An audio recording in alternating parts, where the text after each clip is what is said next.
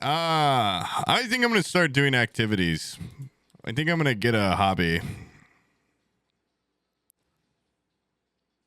Nah, that actually sounds exhausting.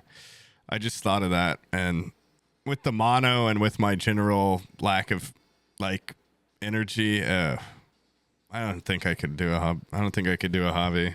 Did it turn out to be mono? Technically, I don't know, but my like advanced strep test came back negative, and the doctor was like, "If this comes back negative, you probably have mono." But to be confirmed, I'd have to go get a blood test at my family doctor, of which I do not have one. It wasn't even from kissing. You want to know the fucking worst part? My friend had mono when I went to Chicago, and a guy was like, "Let me eat your vape." And he's like, "Dude, I have mono." And also, Marco, if you're watching this, fuck you. He kept being like, "Dude, I have mono." And he was standing like this fucking far away from me. And he kept being like, "Hey man, like good to," I'm like, "Dude, back up." And he's like, "Dude, just don't eat after me or like kiss me." I'm like, "There's droplets. Like there's things coming out of your mouth." And he's like, "What do you mean? There's no droplets."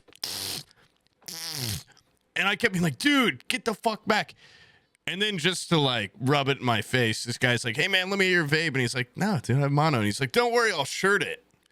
And he just fucking smoked it like through his shirt. And I'm like, "Oh, this guy's so fucking dumb." And then that guy hit like every person's vape that night. And then we all made out at the end and had an orgy. And I'm like, I'm definitely, but then I told the doctor, I'm like, that was like a month and a half ago. And he's like, "Yeah, that's how long it takes sometimes for mono to like activate from exposure." Like, what?